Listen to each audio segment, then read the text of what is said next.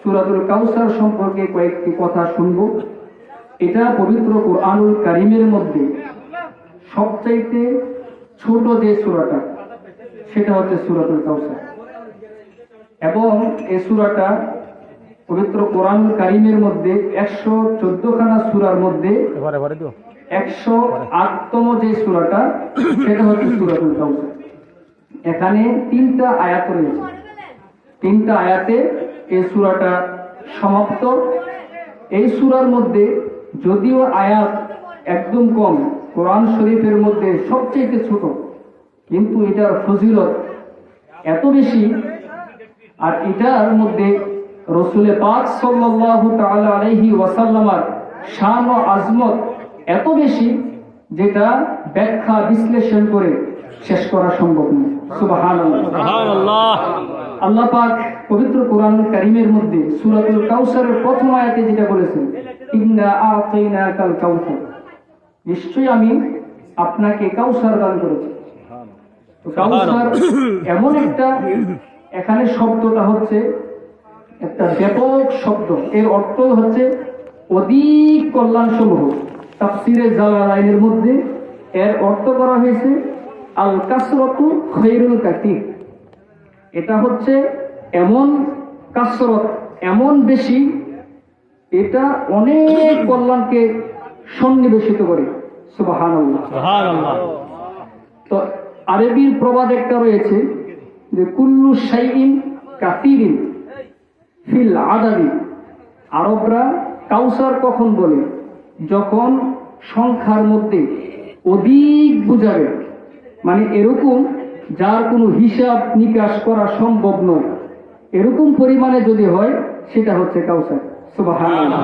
আল্লাহ পাক বলতেছেন, আমি আমার রাসূলকে কাউসার দান করেছি।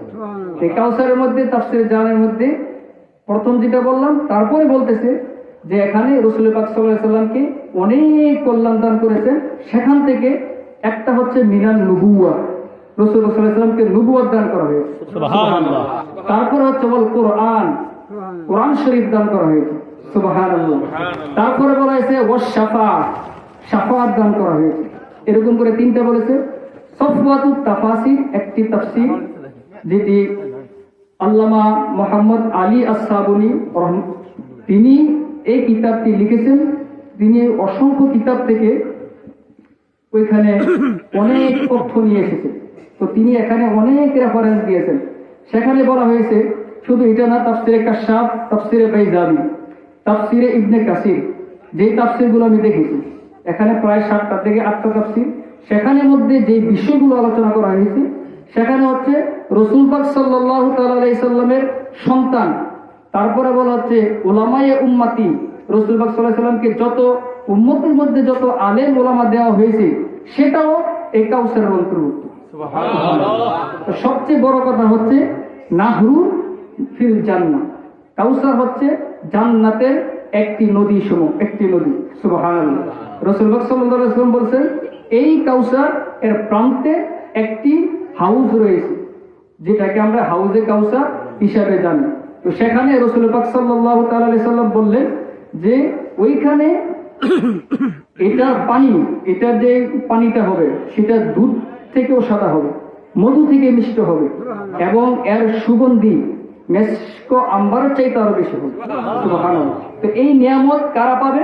যারা উম্মতি মুহাম্মাদি সাল্লাল্লাহু তাআলা আলাইহি ওয়াসাল্লাম, রাসূল পাক সাল্লাল্লাহু তাআলা আলাইহি ওয়াসাল্লামকে সন্তুষ্ট করেছেন, আল্লাহর হুকুম বাস্তবায়ন করেছেন, আল্লাহর মনোনীত হয়েছেন, এই সমস্ত বান্দাগণ এই হাউজে কাউসার থেকে কাল কিয়ামতের ময়দানে পান করতে পারবেন। সুবহানাল্লাহ। তো হাদিসে পাকের মধ্যে রাসূল পাক সাল্লাল্লাহু আলাইহি ওয়াসাল্লাম যে সুন্দর একটি ভাষা বলেছেন, লা ইয়াজমাউ আহাদান আবাদান, আহাদুন আবাদান, যে কোন ব্যক্তি এই হাউজে কাউসার যখন পান করবে, সে কিয়ামতের ময়দানে আর কখনো পিপাসিত হবে না। সুবহানাল্লাহ। এমন একটি নিয়ামতপূর্ণ একটি হাউজে কাউসার, যেটা থেকে আমাদেরকে রাসূল পাক সাল্লাল্লাহু আলাইহি ওয়াসাল্লাম তার উম্মতদেরকে পান করাবেন। সুবহানাল্লাহি ওয়া বিহামদিহি। তো এখানে যে কথাটা বলতে চাচ্ছি, আল্লাহ রাসূল সাল্লাল্লাহু আলাইহি ওয়াসাল্লাম শেষে একটা কথা বলেছেন যে এই হাউজে কাউসারে অনেক পান পাত্র থাকবে, যেটা দিয়ে পানি পান করা হয়। তো সেখানে রাসূল সাল্লাল্লাহু আলাইহি ওয়াসাল্লাম একটা উদাহরণ দিয়েছেন যে আকাশের মধ্যে যত নক্ষত্র রয়েছে সেই পরিমাণ সেখানে পানপাত্র থাকবে। সুবহানাল্লাহ। এখান থেকে আমাদের যে জিনিসটা জানা দরকার, আরেকটা ব্যাপারে হযরত ফারুক আযম উমর রাদিয়াল্লাহু তাআলা আনহু, যিনি ইসলামের দ্বিতীয় খলিফা, ওনার ব্যাপারও মা আয়েশা সিদ্দিকা রাদিয়াল্লাহু আনহা আল্লাহ রাসূল সাল্লাল্লাহু আলাইহি ওয়াসাল্লামকে জিজ্ঞাসা করেছিলেন, ইয়া রাসূলুল্লাহ, আপনার উম্মতের মধ্যে সবচেয়ে বড় আমল কার, সবচেয়ে বেশি আমল কার?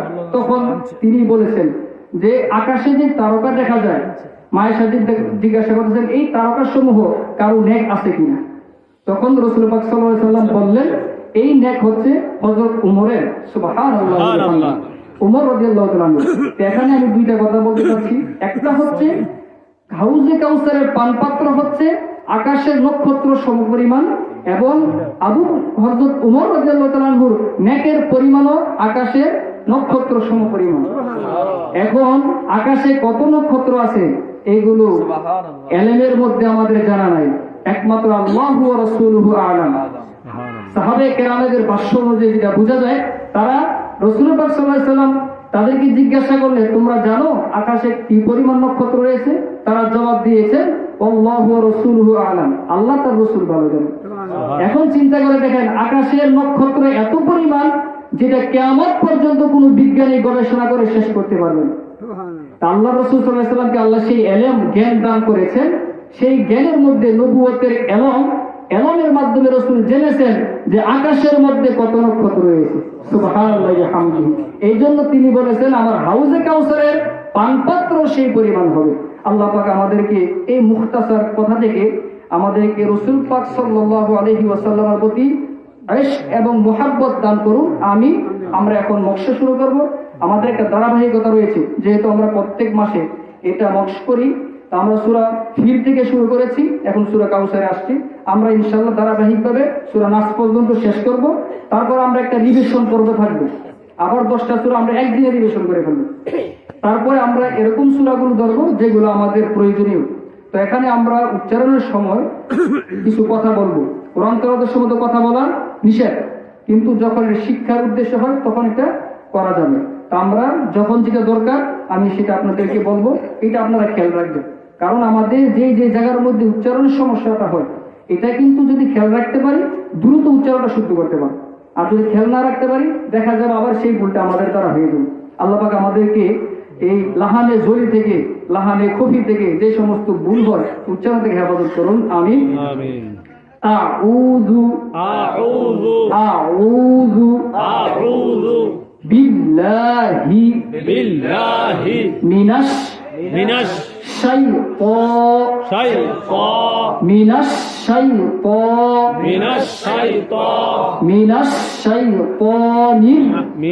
শাইতানির রাজীম। আউযু বিল্লাহি মিনাশ শাইতানির মোটা করে ফেলতে হবে।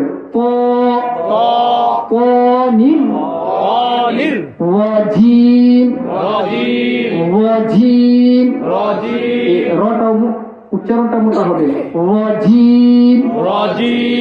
আউযু বিল্লাহি মিনাশ শাইতানির রাজীম।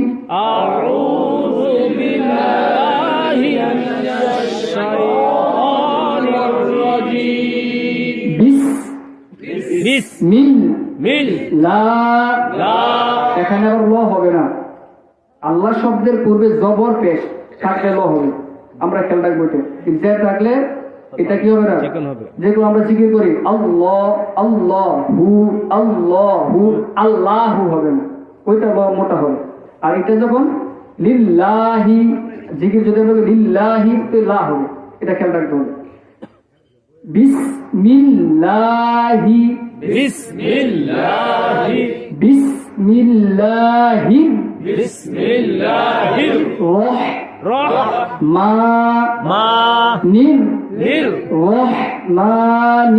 রহমানির বিসমিল্লাহির বিসমিল্লাহির রহমানির রহমানির রহিম রহিম রহিম রহিম হাতে আরেকটু চাপ দিতে হবে রহিম রহিম বিসমিল্লাহির রহমানির রহিম